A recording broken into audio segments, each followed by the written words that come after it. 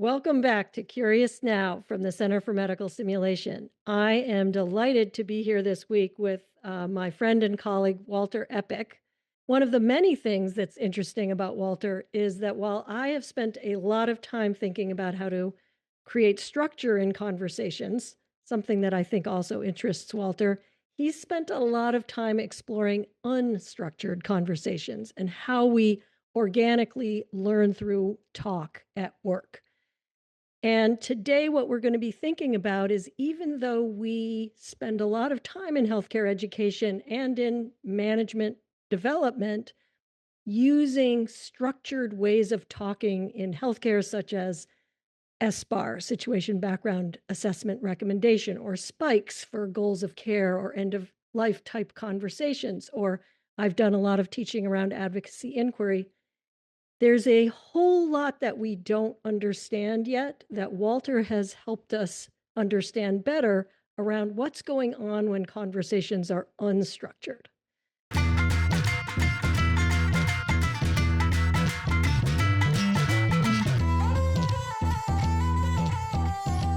Walter Eppich is a professor of work integrated learning at the University of Melbourne, and he focuses on research in that area.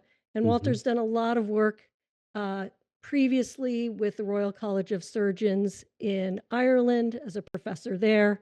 He led faculty development in a variety of different ways at Northwestern University, including the Feinberg School of Medicine. So, Walter, I know you've thought a ton about how do we get better at talking and also kind of how do we get better at getting better in talking. Mm. Welcome. Well, thank you so much for having me on the podcast. Quite excited to be here with you, Jenny, as always. You've heard me wax rather rhapsodic on a number of occasions about your dissertation research, one part of it, which was looking at phone call based conversations between Mhm. residents, doctors in training, and their attendings, the doctors who are charged with helping them get better at being doctors. And specifically in that study, you looked at phone call conversations, which I thought was such an important idea because I think most of the talking we do on the phone kind of flies under the radar. I think it was massively understudied when you decided to look at it. And so I was really excited when you first told me you were going to do this study. And later, when the paper came out, it's one of my favorites of yours. Well, But thank could you. you you're so welcome. Could you start by telling us a little bit about, what was the real world learning through talk problem, or what was the problem you were interested in that got you to even look at those phone call based conversations? As you know, I spent over 20 years working in pediatrics, and most of that time in pediatric emergency medicine. And in that context, I worked a lot with junior doctors or people in training. And one of the things that struck very much about my clinical work was that when I worked with the doctors, they would go into the patient's room and speak with the family, examine the children, but then spend the lion's share of their time speaking with other professionals about their patient. And a lot of that time would be on the telephone, calling for help, to get advice, speaking with other junior doctors if the patient was getting admitted to the hospital, that kind of thing. And one particular moment during an overnight shift really stood out and really triggered this line of work. So the situation was as follows, if I may just paint a scene for you. So it's the middle of the night. It's not that busy. And a child who's 4 or 5 years old is rushed back into a room because the triage nurse felt the child was quite unwell. And this child um, had a low body temperature and had lots of medical problems because of congenital abdominal issues that required lots of surgical procedures. So the child had a catheter that was in place to get nutrition, lots of so-called ostomies, or areas where the intestine is coming through the skin and the abdominal wall.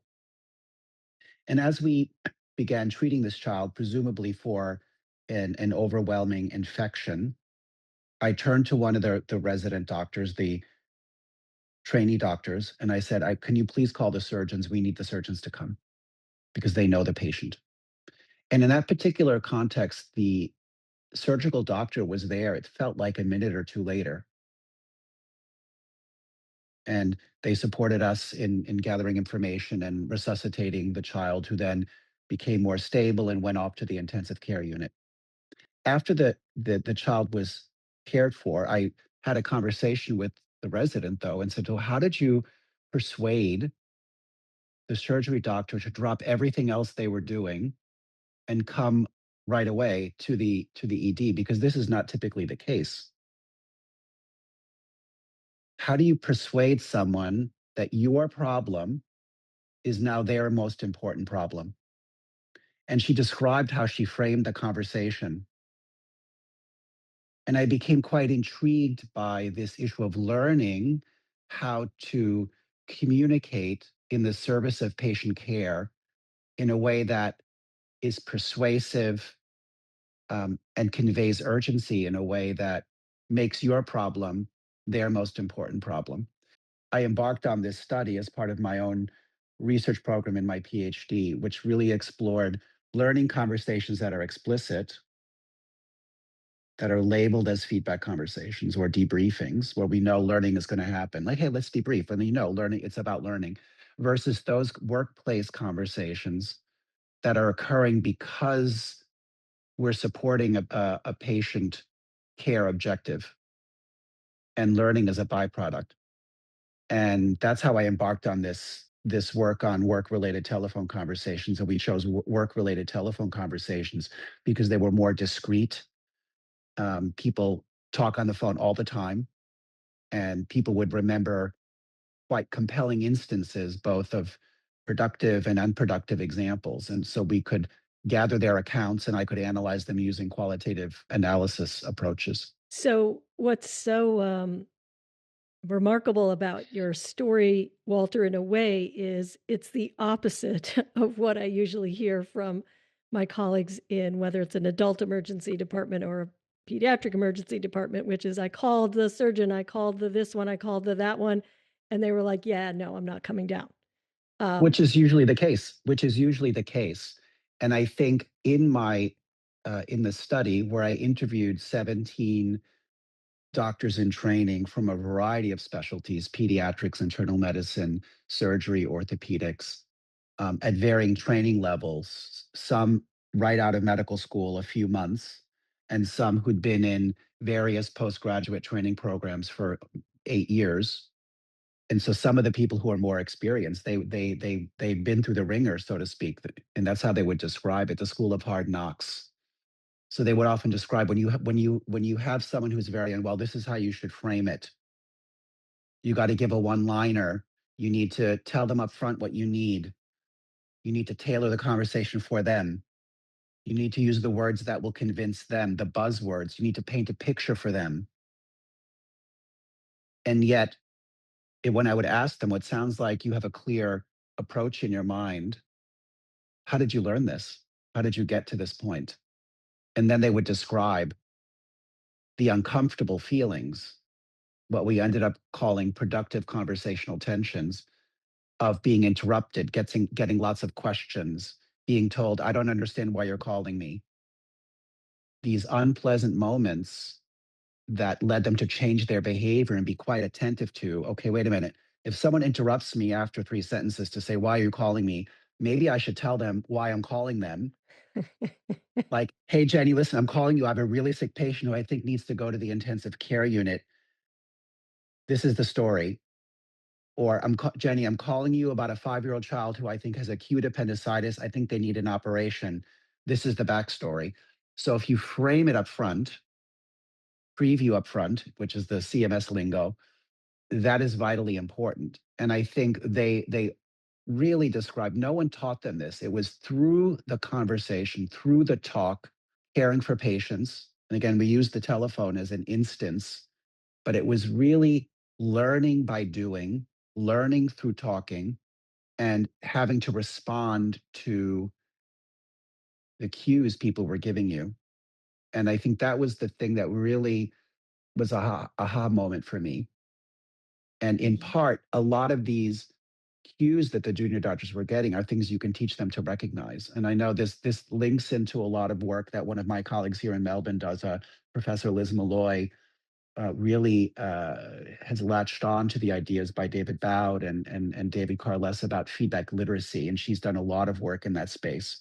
So how do we help people read the room, read the situation, interpret feedback, integrate it, and act on it?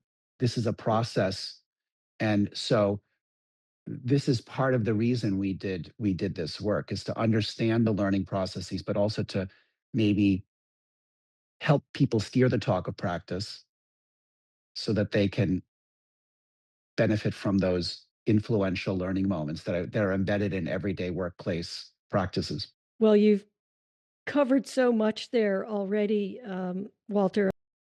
One of our goals in this episode is we want people to be ready to detect implicit feedback in conversations and learn from it in real time.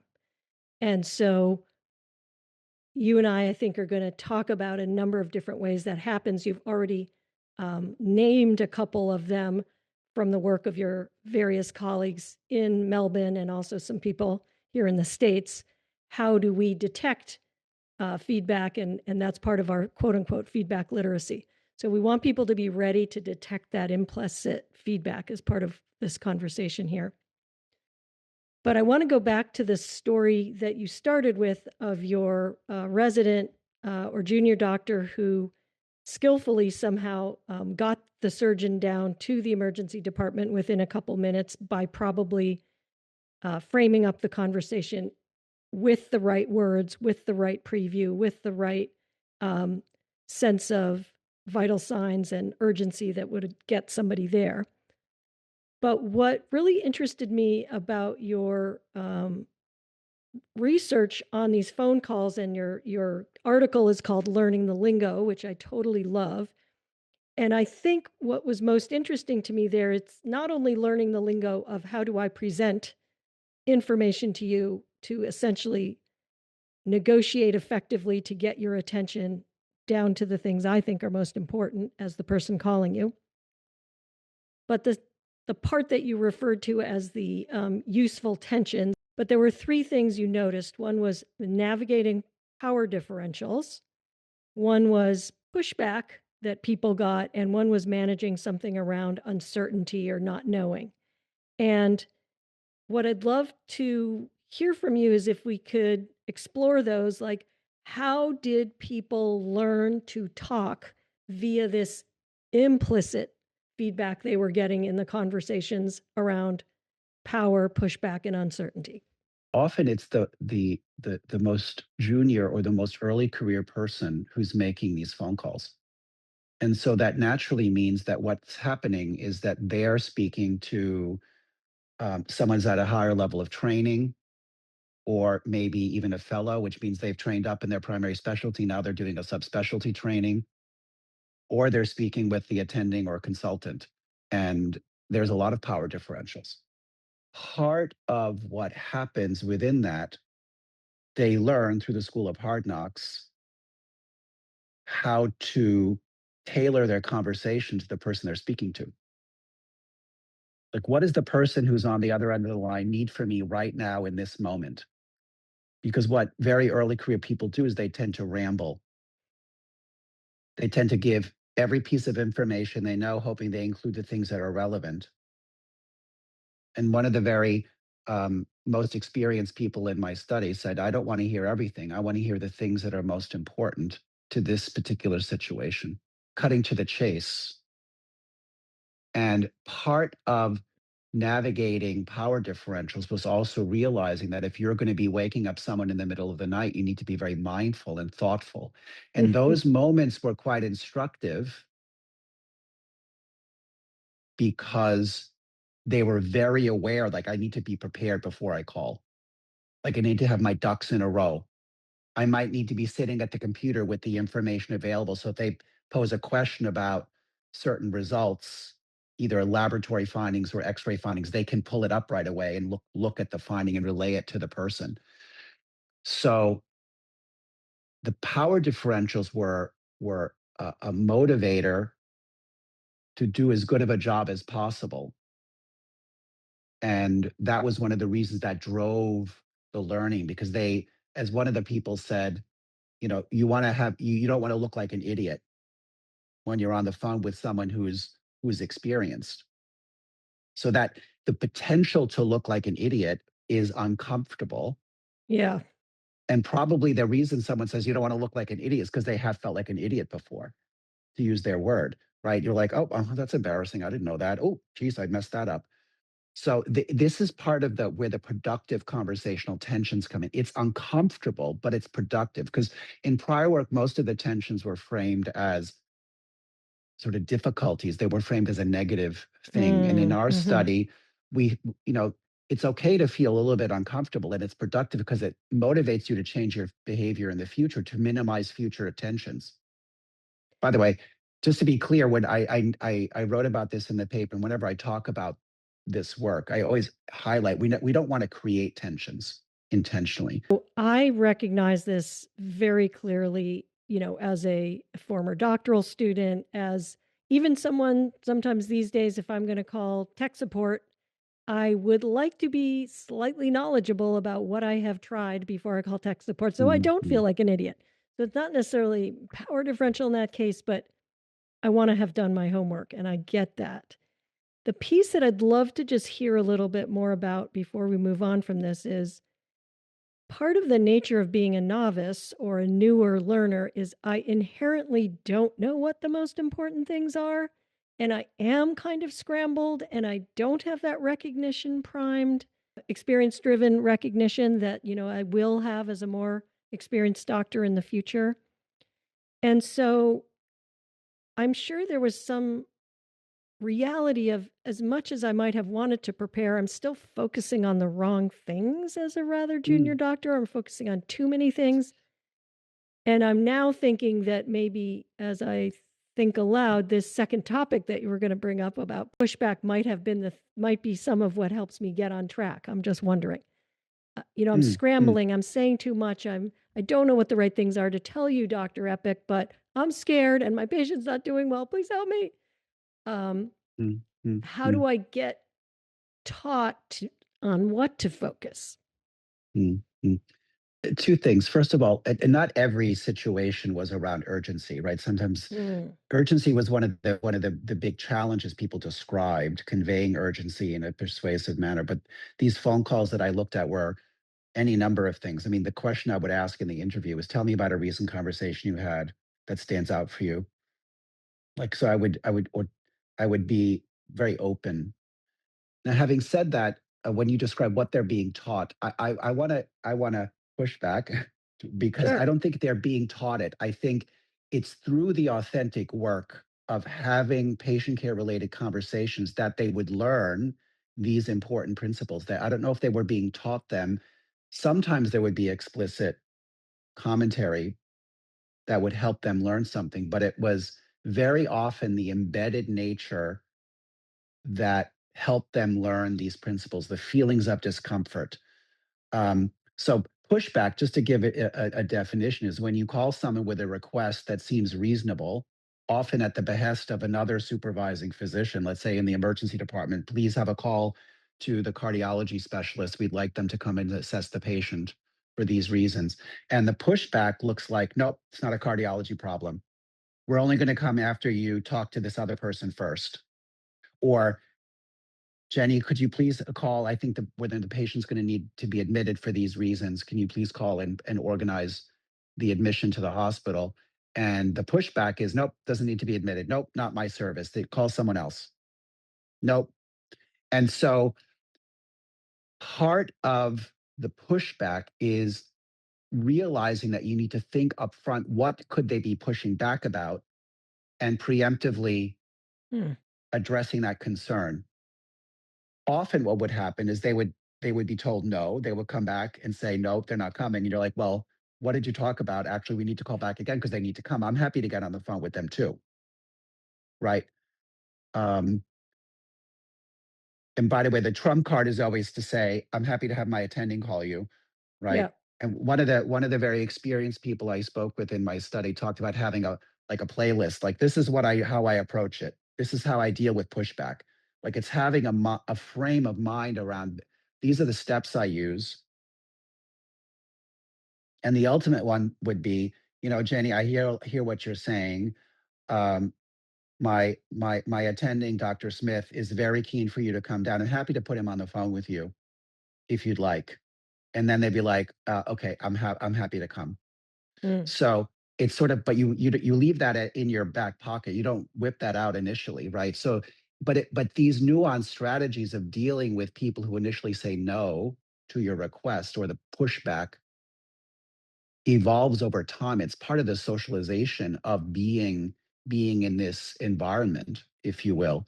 And I think the other piece related to uncertainty. So there was the dealing with power differentials, dealing with in managing pushback, and also managing your own uncertainty while also conveying trustworthiness. So Mhm. rather than because healthcare is all about managing uncertainty and complexity, and how do you still convey, I know what I'm doing, but this is my discrete area of uncertainty. And so when you're rambling as an early career Mhm. person and including everything and you're not sure what to do and you don't know how to frame the question, there's a global sense of this person's not sure of what's happening. And in that instance, what often would happen is like, hey, listen, I'm just going to talk to your higher up person versus this is what the issue is. This is what I'm worried about. This is where I need your help. This is my specific question for you. And within the issue of uncertainty, you're otherwise framing it in a very competent and trustworthy way. And learning to do that is something that the School of Hard Knocks would teach you. One of the important mechanisms of learning is when someone's rambling, not as precise as they could be in how they're describing a certain situation. One of the things that really would be instructive for people is if I'm listening to you give me lots of stuff. And I'm like, okay, listen, I'm just going to summarize what I've heard. And then I summarize it for you in a succinct manner. What some of the people I interviewed would say is they'd be like, oh, yeah, that's what I wanted to say. That's what I meant. And so it's in the conversation. So the person's not necessarily summarizing in the first instance to teach you how to summarize it, but they're saying, okay, I'm trying to make sense of this. Let me summarize what I've heard. And in the act of them summarizing what they've heard, they're modeling for the more early career person, this is how you say it concisely. Yeah. Yeah. That's an example of this disguised feedback where this sort of implicit learning cue that's telling the person, this is how to do it. Earlier, I said, such and such happens and people get taught blah, blah, blah. And you said, yeah, but not really. They're not really being taught that. And you used some other terms like learning cues and so on and so forth. Mm, So, in that sense, you were, if I may, teaching me a different lingo and mm, how you frame this. And what I think is really interesting is we tend to not use the formal term taught in these dialogues. Like I think people were taught to do their damn homework and be as ready as they could be by the power differential. They were taught by the pushback, like however I presented that right now wasn't spicy or clear enough because they ain't coming down. And or they were taught by the summaries coming back to them that their uncertainty was mm, hard to mm, read mm, and I needed to learn it. What I loved about your study was, and a lot of your other work, Walter, about workplace based learning or learning through talk, is even if not, I'm not intending to teach you, you are learning. And my actions or my inactions, my warmth or my coldness, my abruptness or my going with you, all of those teach me something if I'm listening. If I, mhm. the learner, am listening. Um, and I wonder, given the breadth of how you've thought about this in so many different domains, not just this one small telephone study, how you've come to think about the process of learning to converse. in the telephone talk study, I didn't ask them what they learned because I was very worried that if I say, what do you learn when you're talking to people on the telephone, that Mm. they would interpret that as being, well, the more senior people teach me about these conditions, right? I specifically was not interested in this sort of the moments in which it was explicitly around the teaching or um, but a lot of this is around informal learning that happens through the day-to-day interactions. You mentioned SBAR earlier as a handover um, tool, if you will, communication tool. And when I spoke to the people in my study participants in the telephone talk study, none of them described having learned things in a formal manner.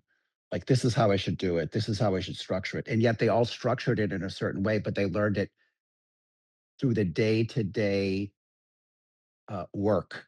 Mhm. And so they learned a lot. And the learning process was through this sociocultural, I understand it through this sociocultural perspective, which is all informal. So there's not teaching per se, but they're learning because they're immersed in the work, and it's experiential. So let's say an early career person is presenting to someone more experienced to get advice about a specific situation. Let's say um, the patient, a child, could have fever that they've had for 3 weeks straight every single day. So it's more than just a virus because viruses get better after a couple days. And the junior doctor is calling an infectious disease specialist for their advice. And in that conversation, the specialist then might even interrupt someone to say, how long was the fever? How high was the fever every single day? Do they have all their immunizations? Have they traveled anywhere outside of the country? Do they have any weird pets at home? And the early career person might have asked about immunizations, but they didn't ask how high the fever was every single day. They didn't ask if the patient had traveled anywhere outside the country where they could have picked up some odd bacteria or parasite or who knows what. This idea of implicit feedback in that context, to use your word, is that what they should be learning, and the astute junior doctors would be like, geez, either that time or the second time you call someone, they're like, how high has there been the fever every single day for the past 3 weeks? Are they fully immunized? Have they traveled anywhere? Do they have any unusual pets at home? That to them, that should be saying, I need to have this information before I get on the phone with people. Mm. Because what some of these early career people would describe is they'd be on the phone like, oh, I didn't ask that. Let me walk in the room and ask. And then they walk in the room. Hello, Mrs. Rudolph. Just wondering, do you have any turtles or any unusual pets like snakes or anything? And then they come out of the room, and then the guy would say, okay, great. And did they travel anywhere? Oh, let me go back in the room and ask again. Right. And then when that has to happen, then they would realize, oh, geez, I should ask these things up front. So that's just an iconic example for how these questions, which the expert or the specialist is asking for the purposes of being able to provide the advice that the person needs, the patient needs, they need that information. And it's this disguised feedback, as we called it in the second paper we published. It's disguised because it's not really feedback, but if it's a learning cue. Mhm. What I love about your comments right here, and again, going back to the bigger study of learning the lingo, and now I can also recommend that we all go look at the, disguised feedback study as well, Walter, is there are floating around, often in questions, often in qualifying words. That's something I've noticed when somebody says, yeah, it was pretty good. Generally, the word pretty in that tells me something's not quite right. So I think it's interesting that the studies that I did were looking at workplace interactions that were occurring for the purposes of a patient care objective or a work related objective. So the instance of the child with the prolonged fever, both the junior doctor and the infectious disease specialist are trying to understand the situation to provide concrete, tangible recommendations to identify why this child's having fever and what needs to be done about it, if any treatment needs to occur. We're having a conversation because we are coming together at that very minute to talk about a work related objective, which is someone needs care and we need to collaborate together in this moment in order to make that happen. Walter, as we move toward sort of wrapping up our conversation here, I think what's extremely valuable about your point is often when we're at work, we are trying to get stuff done together. We're moving toward finishing a project, or we're trying to analyze something so we can take care of a patient, or we're trying to analyze something so we can make a marketing and sales decision, or we're trying to analyze something so we can figure out the right person to recruit. Learning cues are going to be coming fast and furious, possibly urgently, but importantly, try to steer me quickly in the right direction so we can mutually get this work done Mm, mm, versus a mm, conversation that's a after action conversation to think about, how can we make this better? They're different. yeah. And I I love mean, that. I would also encourage you and listeners I have the word learning cues from Chris Watling, who did a whole series of studies around credibility of learning cues and the like when he did his PhD a good certain number of years ago. So Christopher Watling is his work is really helpful in this regard, just That's as a great. bookmark. And I love that study on credibility because it helps me understand, like, you can be providing learning cues or feedback, but if you're not credible to the person to whom you are providing them, they ain't going to listen or they ain't Mm, going to care. What I'd like to do now, Walter, is I'm going to wrap up with talking to our listeners about our workout of the week. And I'm going to give it. And then I'd love if you want to add any coaching or ideas around it, please do. So, our workout of the week is we want you to look for signs of implicit feedback in conversations this week. Look for signs of implicit feedback in conversations this week. And to enrich that, I'll say you could look for learning cues that might tell you how to do things differently. Walter's talked to us about those might come in the form of pushback, those might come in form of requests for greater clarity. But Walter, any thoughts you'd want to add as people kind of scan their universe for learning cues or implicit feedback? yeah, I think this is a really good workout for the week, and I think these kinds of learning cues slash implicit feedback are all around us. And I'll think about my current context now that I'm a full time academic here in Melbourne. Often, if I'm pitching an idea, for example, or giving an explanation, and then the question I get is, what do you mean by this? A term that I probably should have defined. That to me is like, aha, before I use a new term, I might need to define it when I'm presenting something to a group. And I think that's exactly the kind of thing like, okay, I used a new term. I need to define the term. So, and when I say the word feedback, this is what I mean, rather than presuming we have a shared understanding. And that kind of question I may get from someone would be the kind of cue that tells me, aha, I need to tweak what I do. Great. Well, thank you for spending time with us thinking together about learning through talk and how do we work with unstructured feedback or unstructured learning cues at work to get better at what we do. It's been a pleasure to have you, Walter. Thanks for having me.